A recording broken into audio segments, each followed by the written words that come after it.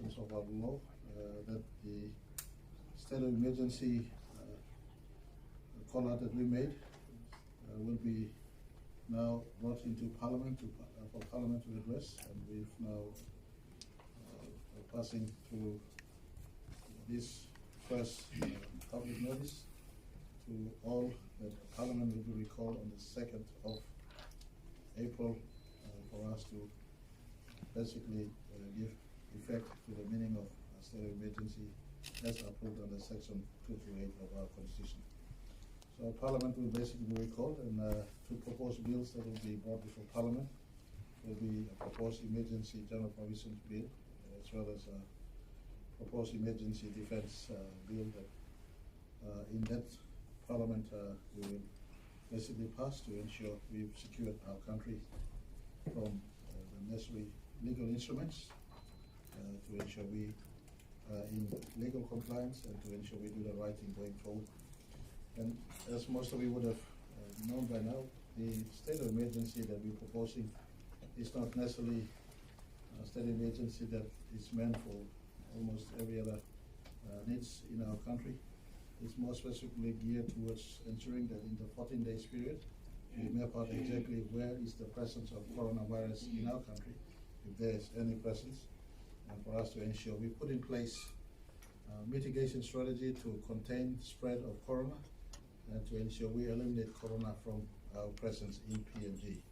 But as most of you would know as I speak, the first established case of corona virus, the positive candidate has been medevaced or flown back to Australia.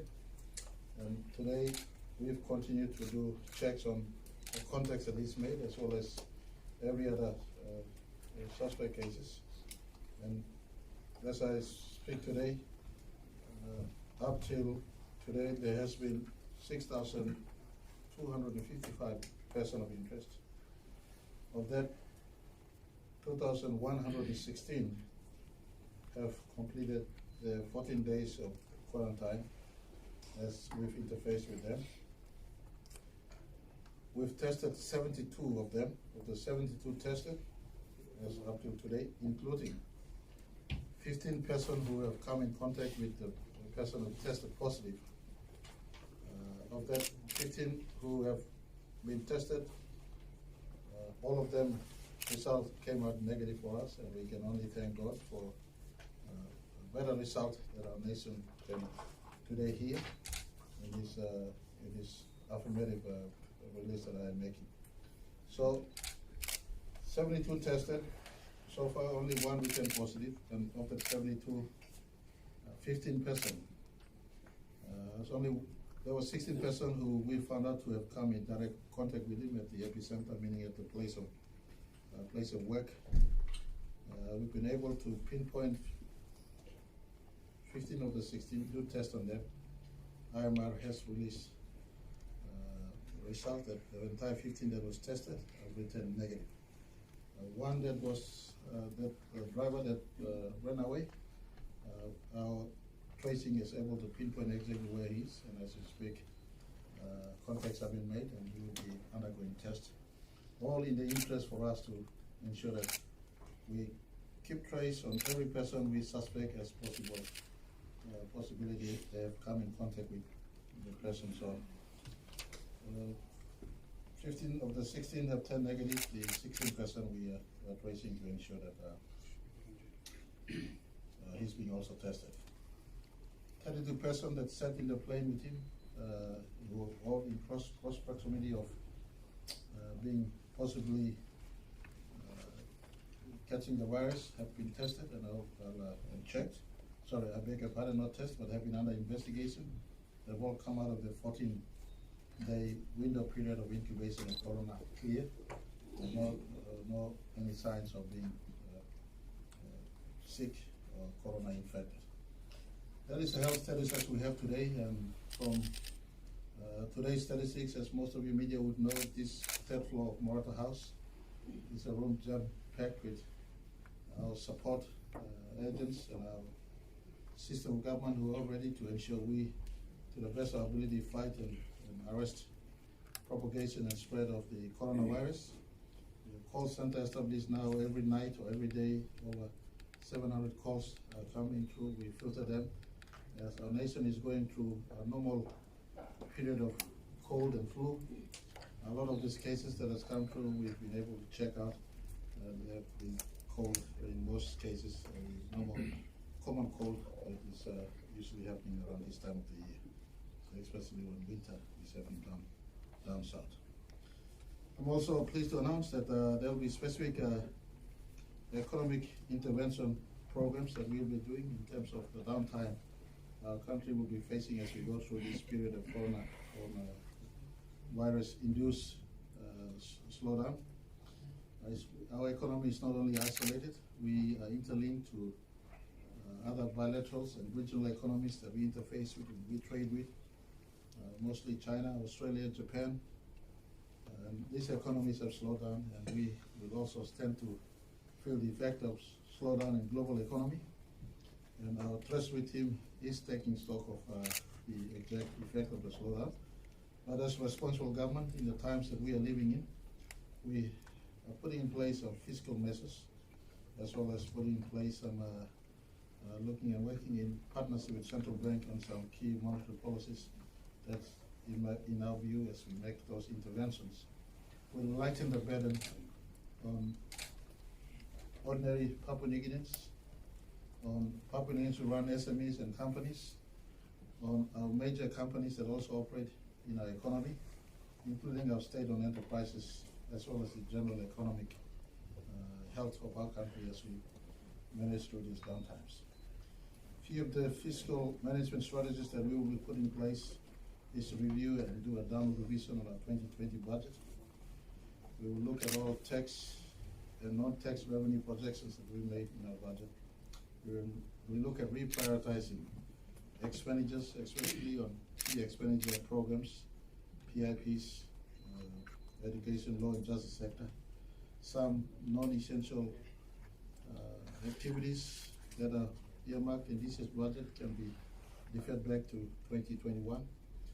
And as I speak, there cabinet's approval next week, Wednesday, possibility of deferring census 2020 and NID programs. So a few marginal projects like this will be pushed back, but other projects maintained, all within the interest of maintaining economic stimulus and economic life in our economy. And these are things that we'll be looking. And we also advising all our public servants right throughout our country to cut down on non-core priority programs, no unnecessary travels, no conferences, and no higher costs, and etc. this year. We'll be going very stiff on ensuring that we maintain very minimal recurrent expenditures, controlling public service law, and look at our recurrent expenditures, but whatever fundings we can pull through. Firstly, making correct interventions in our health sector. Secondly, ensuring that we have life in the economy by giving subsidies or assistance in partnership with our banks, in partnership with our super funds. And let me thank our super funds and our banks. They've also had a positive meeting with me and positive meeting with the central bank governor. And they have shown that they're true good corporate citizen in this downtime. They've given indication that for 3 months or so, they can, for instance, defer loans that either individuals or SMEs or business have with them, defer repayment of by 3 months or so.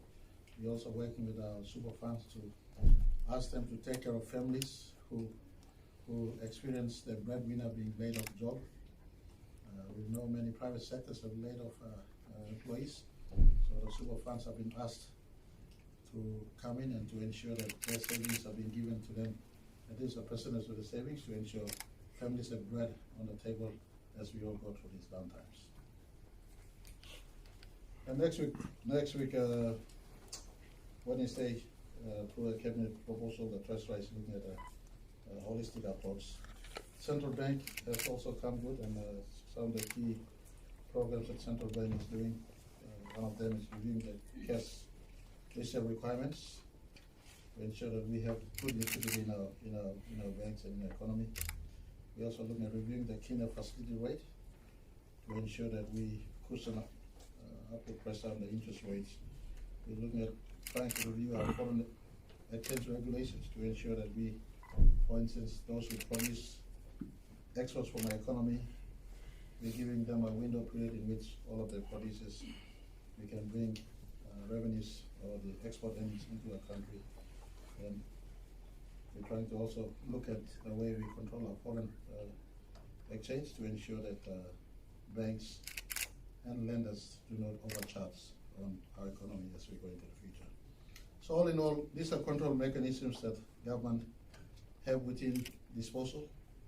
By policy, we can make those and pass those instruments. By legislations, we can also pass those legislations to ensure that our country is secured. Firstly, from the financial implication of the downtime we're experiencing as a result of Corona. And secondly, and most importantly, health of our people is given first and foremost priority. And I do apologize to the nation and to everyone if the 14 days of shutdown is causing stress and isolation. Lest we forget, nations who were quite complacent in shutdown are paying higher and heftier price of their citizens losing lives. Papua New Guinea, as soon as the first case was established, we knew there was a breach in our defense in point of entries. That was only one case. All of us know the inherent weaknesses we carry in our border checks. All of us know the apparent weaknesses we carry in our health systems. So we had to go down this path and strategy of national isolation through an SOE that we called. Parliament on next week Thursday will give full legislative effect on the SOE that we've called. That SOE, as I speak today, we don't envisage it to go beyond 14-day period. That 14-day period to run parallel with the 14 days in which the COVID-19 virus does incubate and propagate. So in the 14 days, we will map out our country, and most of you will have seen, we've already mapped our country into 6 specific zones. That is an indication on regional strategies we will deploy in the event that there is a presence of corona established in 1 or 2 of these areas. Fortunately for us, places like Manus, New Island, Autonomous Region of Bougainville, Oro Province, Milne Bay, as not places that has direct contact with the rest of the country, and so we can have easier strategy. If there's a case that emerges in those areas, we will go in and deal with those cases. Other areas you would see us as a national response team. We've now packed Medang and Marape together with the Highlands provinces. That is because they're traveling in between these provinces, so we packed them all together into one region for us to have a strategy to deal with that region if and in the event that there's a presence of coronavirus in any of these places. So your government is ready in the limitations of resource and in the limitations of infrastructure and in the limitations of our healthcare system. We are absolutely ready to deal with any crisis if it does emerge into the future. But today I am thankful that our good Lord and God of our country has been so kind to us. As evident in the 15 person closest to one positive case. Those were 15 that he came in contact with at workplace. When he was dropped off chopper in the chopper flight from Najab to the Harmony worksite, the 15 or 16 that he came in close contact with, 15 of them have returned negative. I can't claim credit for it, neither can each and every one of us. We only give credit and honor and glory to God in heaven to ensure that our 15 citizens are safe. And so going forward, we will do our utmost best to ensure that our country has the right response to dealing with this virus if it does emerge in the 6 zones that we've segmentized our country into. And so let me appeal to each and every citizen. Your government is not insensitive to the needs out there. We know that we're going through hard time. The lockdown or the isolation or the SOE has caused some business stress and caused some stress with individuals. But in the 14 days we go through this one, we will take stock, assess, and we will come out of it better prepared to ensure that the next phase of containment and elimination of coronavirus in our country is being moved into. So I thank the media for coming by. We will be continuing the engagement for additional press releases. We hope every 3 o'clock or 4 o'clock or 5 o'clock every day. Either myself, or if I'm not available, then I will be delegating to the health minister or the police minister or the controller to make relevant announcements to the public, to ensure the public is given the right information knowing exactly what is happening in our country. Thank you very much. We have a formal press release signed that